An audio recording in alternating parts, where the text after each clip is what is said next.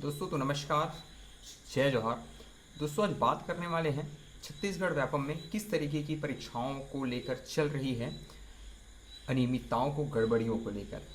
जी हाँ दोस्तों, आप सबको पता होगा छत्तीसगढ़ में मेनली किसी भी सरकारी परीक्षा को, एग्ज़ाम को कंडक्ट कराने का जो जिम्मेदारी है हमारे यहाँ दो, पहला CGPSC और दूसरा CG व्यापम, जो कि व्यावसायिक परीक्षा मंडल रायपुर द्वारा कंडक्ट कराया जाता है।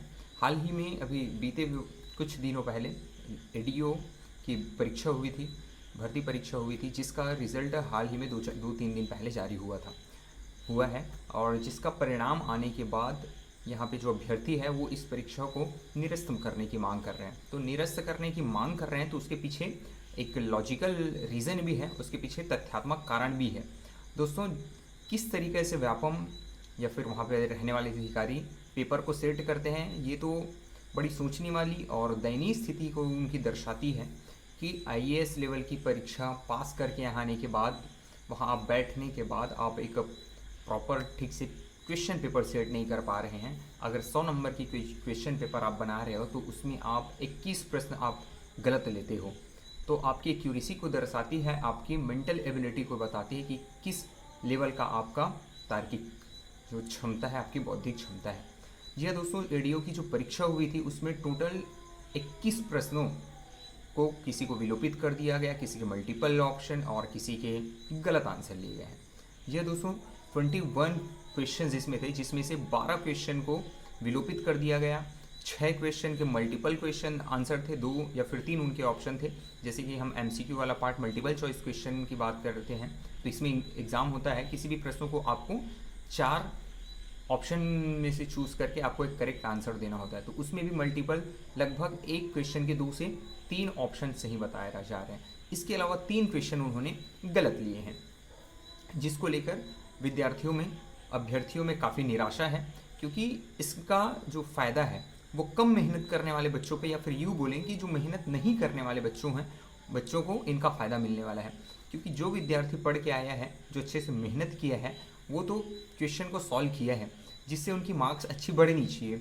और वहीं पे ऐसे विद्यार्थी जो कि उतना मेहनत नहीं किए हैं लेकिन उसके मार्क्स उनसे कम आए हैं, लेकिन जब विलोपित करते हैं तो जितना जो प्रश्न सामने वाले का जो अच्छे स्टूडेंट है जिन्होंने उनको सही बनाया है तो उसका भी गलत होता है, मतलब उसका नंबर तो कट ही रहा है। इसके अलावा जो गलत बनाए हैं उसके नंबर में कोई फ़र्क नहीं पड़ता। इसके अलावा जो मल्टीपल चॉइस क्वेश्चन है उसमें अगर बोनस अंक दे दिया जाए तो इसमें भी भैया लगभग जो सही बनाए हैं उसका ही लॉस है और जो गलत बनाए हैं उसका फ़ायदा है।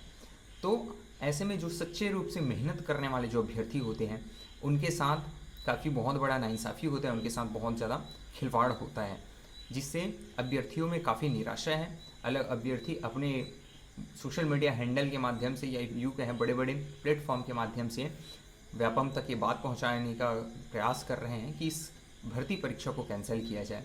हाल ही में जो सत्ता में बैठी BJP की सरकार है, वो सत्ता में आने से पहले युवाओं से न जाने क्या वादा किए थे। वादा किया गया था कि UPSC के तर्ज पर एग्ज़ाम कैलेंडर जारी करके एग्ज़ाम को कंडक्ट कराया जाएगा, किसी भी प्रकार की धांधलियों से यहाँ पे एग्ज़ाम को बचाया जाएगा और एक सच्ची रूप से आप लोगों को एकदम क्लियरेंस रूप से आपको बेदाग तरीके से परीक्षा को आयोजित कराई जाएगी, ऐसे वादा करके यहाँ पे सत्ता में आए थे।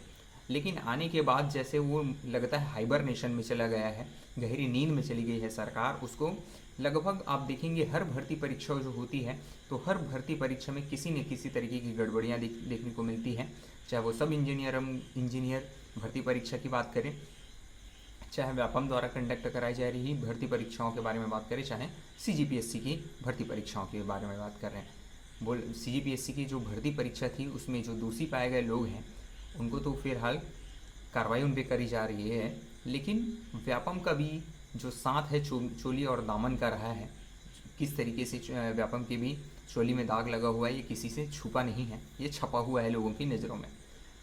और इसके अलावा लगभग जो पोस्ट की बात करें, वैकेंसी की बात करें, तो घुफड़ाएँ बस कर देना काफ़ी नहीं होता है, उसको धरातल पे इम्प्लीमेंट भी करना होता है, लेकिन ये सरकार कहीं पे इम्प्लीमेंट करते हुए नज़र नहीं आ रही है।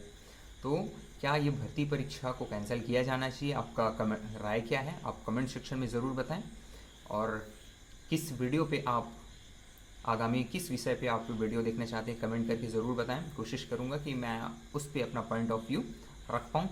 तो दोस्तों मिलते हैं अगले वीडियो में, तब तक के लिए नमस्कार, जय